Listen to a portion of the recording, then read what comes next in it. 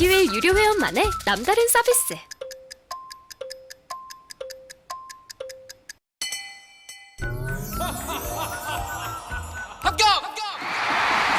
합격하고 돈도 받는 혜택.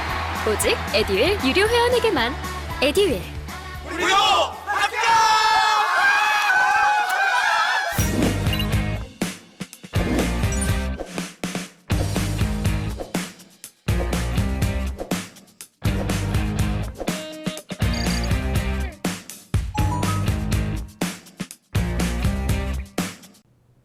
자, 여러분 이제 마지막 시간입니다. 자, 지금 준비된 것은 이제 스포츠 엔터부터입니다. 이제 프로야구단 SK 와이번스가 팔렸어요. 신세계그룹에 팔렸다 이렇게 됐는데요. 신세계그룹이 인천 SK 와이번스 프로야구단을 인수했어요. 이게 약간 의외였습니다. 지금 이제 경영적으로 봤을 때 프로야구단 지금 이제 이 구조에서 지금 몇 개 팀이 있는 거죠? 10개 팀인가요? 서울에 2개, 인천에 하나, 수원에 하나, 그리고 하나, 뭐 이제 충청도에 하나, 그 다음에 저기 호남에 하나, 그리고 하나, 둘, 그리고 또 하나가 어디야? 9개 구단인가 지금? 아니다. 저 NC까지. 그러네요. 그러니까 영남 지역에 3개가 있고요. 경상도에 대구에 이제 하나가 있고, 남쪽에 부산하고 이제 마산, 창원 쪽에 연고를 두고 있는 팀까지 10개 팀이 있잖아요. 이렇게 10개 팀이 있는데 그 10개 팀 중에서 SK는 여기 잘 나가는 뭐 통신사를 가지고 있는 통신사가 운영하는 거라 이게 이제 여기는 경영적으로 어려움이 별로 없고, 오히려 어렵다면 두산 같은 데가 지금 경영적으로 좀 힘들어하고 있는 상황이라 두산 같은 데가 좀 매각이 되지 않을까 뭐 이런 생각을 했는데, 의외로 SK가 이게 구단을 매각을 했어요. 제일 먼저. 자, 그래가지고 이게 의외였지만 어쨌건 그걸 누가 샀느냐? 신세계그룹이 샀습니다. 신세계그룹이. 그래서 이제 나오는 얘기는 SK가 뭐 돈이 없어서라기보다는 SK 같은 경우에 홍보 효과가 이제는 뭐 더 이상 있을 게 없다. 이렇게 생각한 거 아니겠느냐. 뭐 이렇게 되는 거죠. 의문의 일패는 KT 아니야 그러면? KT도 야구단을 지금 하고 있는데 SK 와이번스는 팔렸고 KT는 그럼 홍보 효과가 뭐 없는데 그냥 하나 이제 어떻게 해야 되지 이거? 아무튼 SK가 그렇게 해서 전략적 판단한 것 같고요. 그 다음에 이제 신세계는 이렇게 생각을 하는 것 같아요. 신세계는 이게 소비재 이 업체잖아요. 소비재 업체고 하다 보니까 지금은 이 온라인상의 이제 업체들하고 막 경쟁을 해야 되는 상황으로 왔잖아요. 근데 신세계 이마트그룹 같은 경우에는 오프의 매장도 같이 살아서 상생이 돼야 되는데, 이게 이제 야구단을 경영하면 야구단하고 이벤트 같은 것들을 같이 조인해서 할 수 있는 것들이 많겠구나. 이런 지금 상상력을 하고 있는 게 아니겠느냐. 상상력을 발휘하는 게 아니겠느냐. 이렇게 지금 평가를 하고 있습니다. 그래서 요게 신세계그룹이 이제 결국에는 이 야구단을 품었고, 이제 요것에 대해서 야구단 이름도 지금 뭐라고 나오더라? 이게 뭐죠? 여기가 이제 이마트 같은 데가 그 온라인에서도 내세우는 그런 이름들 있잖아요. 그런 것들을 좀 붙여가지고 그래가지고 좀 이제 야구단을 좀 이제 운영할 듯이 보여요. 그리고 이제 이름이 어떻게 될지 아직 확정이 돼가지고 나오지는 않은 것 같은데, 제가 놓쳤는지는 몰라도 아직까지는 저는 기억은 없는데 그 야구단 이름이나 이런 것들을 이제 정하고 있는 중인 것으로 알려져 있어요. 자, 이제 그러고 있는데 그런데 이게 보니까 MOU를 체결해 가지고 했는데, 이게 신세계그룹 이마트가 SKT가 보유하고 있는 SK 와이번스 지분 100%를 인수하고요. 연고지는 인천으로 유지가 그대로 됩니다. 코칭 스태프를 비롯한 선수단과 프론트 역시 100% 고용 승계를 한다 이렇게 되어 있어요. 100% 고용 승계를 한다. 그래서 완전히 팔렸다. 그냥 100% 깔끔하게 팔려서 넘어갔다 이렇게 되고, 최근에는 SK 와이번스가요. 이제 그 추신수 선수 있잖아요. 미국의 메이저리그에서 뛰었던 추신수 선수를 영입을 했습니다. 영입을 했는데 추신수 선수가 마침 또 이제 그 FA 계약 기간이 만료가 돼 가지고 미국에서 또 이제 계약을 맺을 수도 있었는데, 뭐 이제 그런데 이제 우리나라 구단에서 아주 적극적으로 신세계에서 지명권을 가지고 있거든요. 지명권을 가지고 있어서 열심히 이제 성심껏 작업을 해가지고 우리나라 뭐 역대 1년짜리 연봉, 단년 연봉을 맺었지만 역대 이제 최고치 연봉으로 해가지고요. 그래가지고 27억인가 8억인가 뭐 그랬던 것 같아요. 그 정도 수준에서 맺어서 기존에 이대호 선수가 가지고 있었던 25억 연봉 뭐 이거를 이제 넘어서는 걸로 해가지고 이제 영입을 해서 굉장히 이제 이렇게 되면은 인기를 몰고 다닐 가능성이 있어요. 그렇잖아요. 추신수 선수가 워낙 세계적인 선수이고 뭐 이제 메이저리그에서 기록이 아주 뭐 화려하다 이렇게까지 말할 수는 없어요.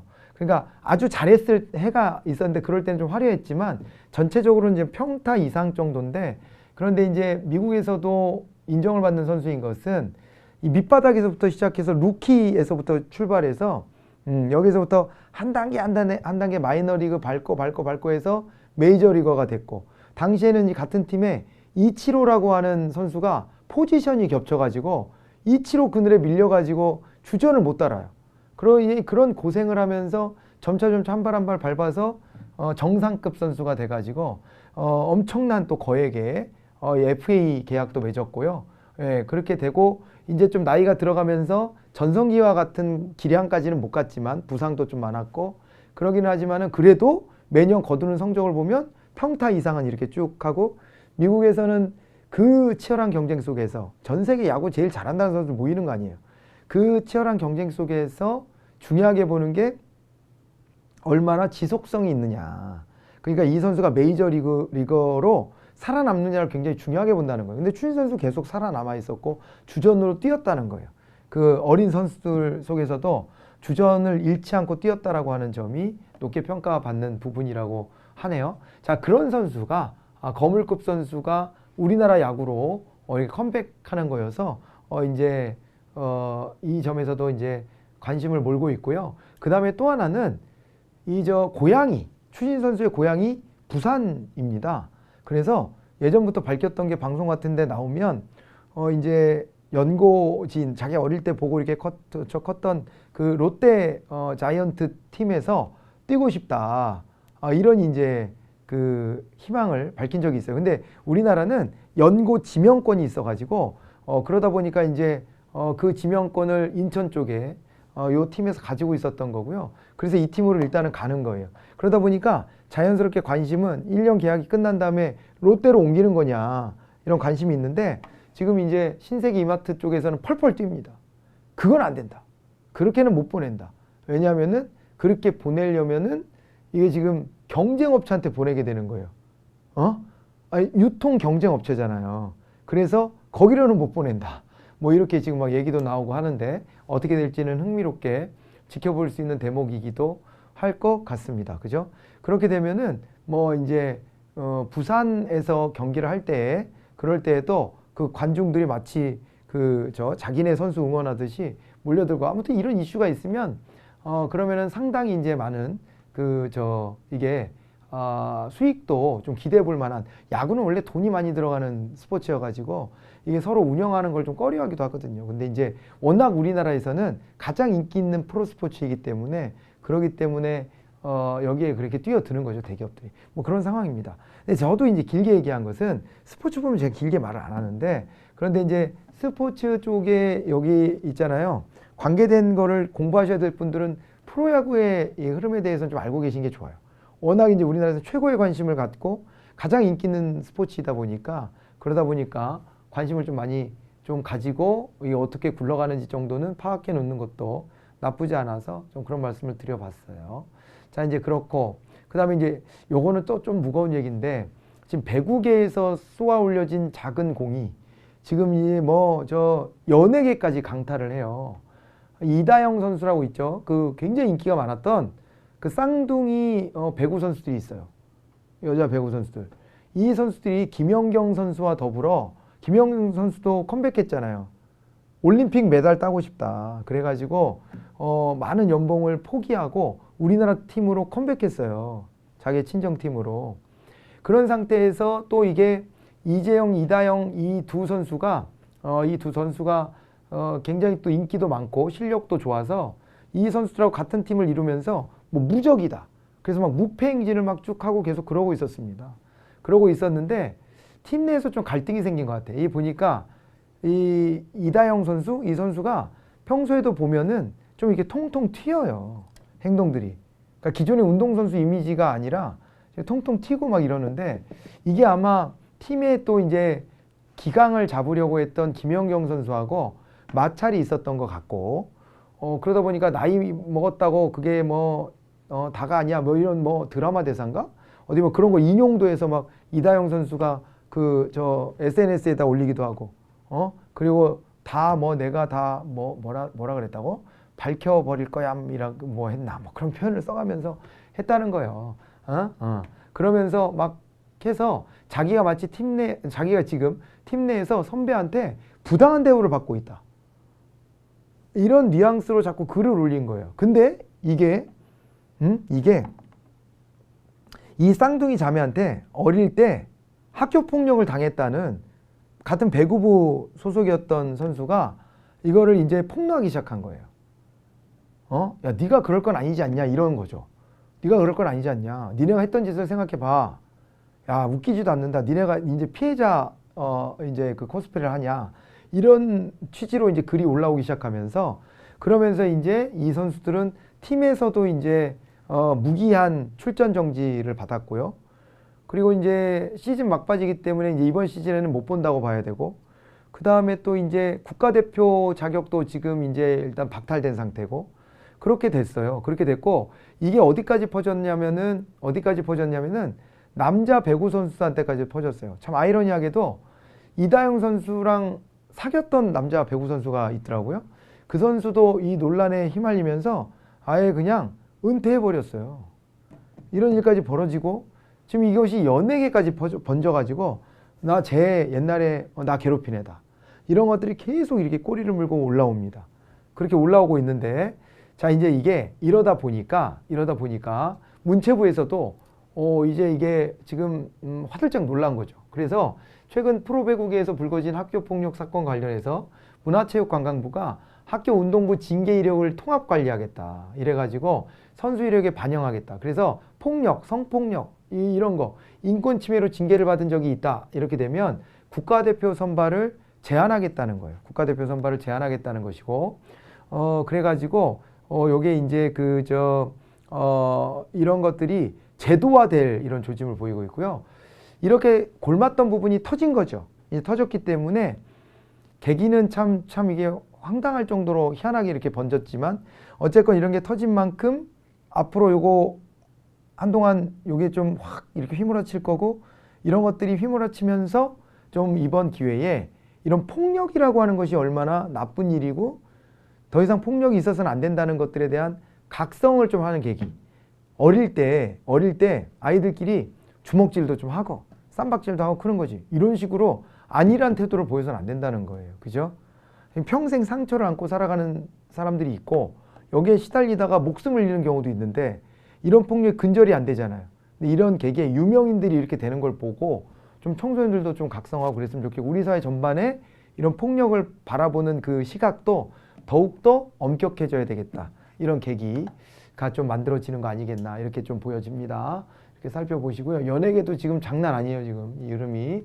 자 이렇게 받으시고요. 이제 인물 용어 쪽으로 넘어가 보도록 하겠습니다. 실리콘 칼라라는 말이 나왔대요.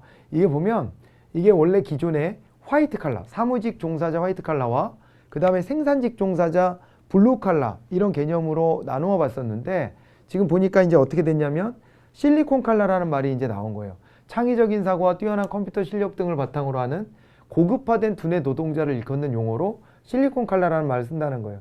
반도체 등 첨단 기술을 구현하는 핵심 물질인 실리콘에서 유래했다. 우리 실리콘 밸리라는 말도 있잖아요. IT 산업이 발달한 미국의 캘리포니아 실리콘 밸리가 있는 것처럼 여기서 실리콘 칼라라는 말을 썼다는 거예요. 제레미 리프킨이란 굉장히 유명한 학자죠. 노동의 종말에서 블루 칼라, 화이트 칼라를 잇는 새로운 노동자 계급을 이르는 용어로 사용한 말이에요. 제레미 리프킨 노동의 종말이라는 이 책도 오래된 책이니까 꽤 이제 이 용어도 나온 지가 꽤 된 용어인데 컴퓨터처럼 복잡한 계산을 빠르게 처리하고 하루 24시간 노동을 하더라도 배고픔이나 피로를 느끼지 않는 기계를 실리콘 칼라로 지칭했다. 이렇게 나와 있다는 거예요. 그죠? 그래서 그 고급화된 두뇌 노동자를 지칭하는 용어이기도 하고 그 다음에 이제 요런 이제 컴퓨터처럼 이렇게 빠르게 계산도 하고 그리고 아니 기계니까 컴퓨터 같은 거는 24시간 노동을 해도 배고픔이나 피로를 느끼지 않으니까 이런 것도 실리콘 칼라로 이렇게 지칭을 하기도 했다. 이렇게 나와 있습니다. 용어 하나 알아두시고.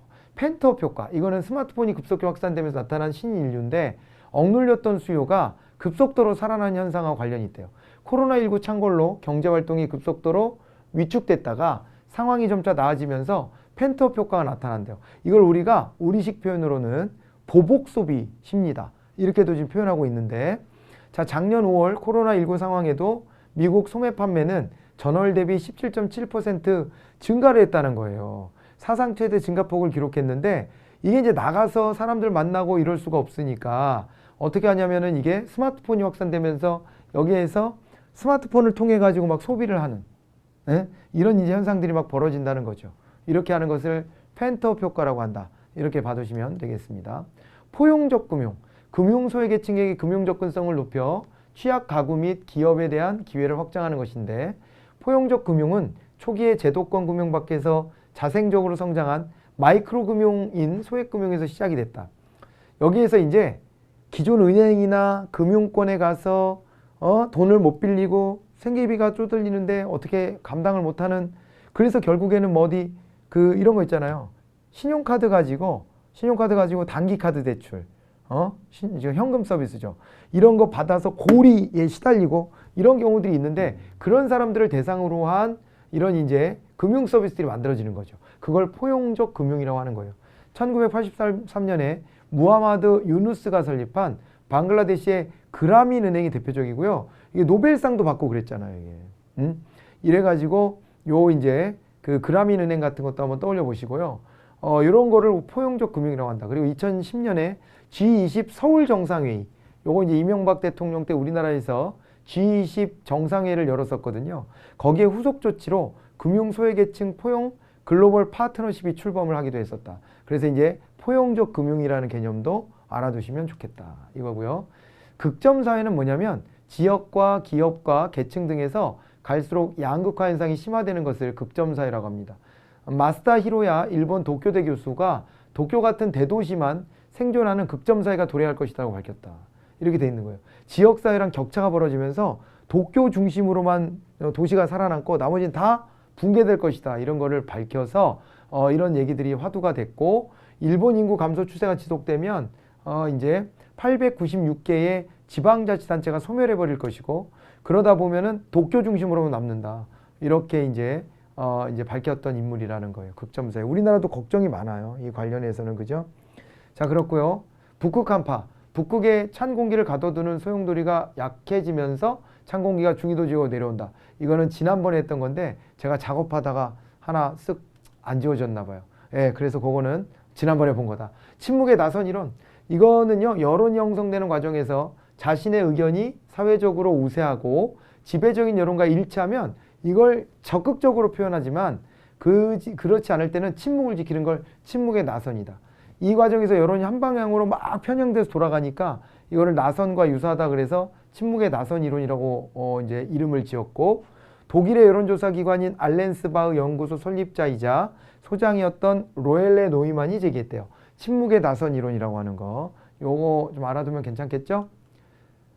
백기환 선생이 이제 타계했습니다. 이 백기환 통일문제연구소장이 있는데 89세 일기로 이제 돌아가셨습니다. 보니까 통일운동가 진보적 노동운동 등 시민사회운동을 이어간 인물이고요. 유명한 분입니다. 진보 쪽 성향을 가져서 이제 좀 어떻게 보면은 이제 뭐라 그럴까요? 이제 뭐 인물에 대한 평가가 좀 엇갈릴 수는 있겠지만 그런데 요 분이 우리 사회에 한 획을 그은 분인 것은 분명합니다.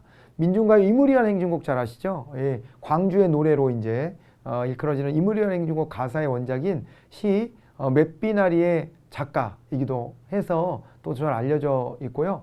이 가난한 민중들을 위한 운동을 많이 하면서 87년도 대선에도 출마한 적이 있는 이력이 있는 분이기도 해요. 자, 그렇고 2월 15일 별세를 해서 이제 인물 소개가 있어서 한번 소개를 해보고요.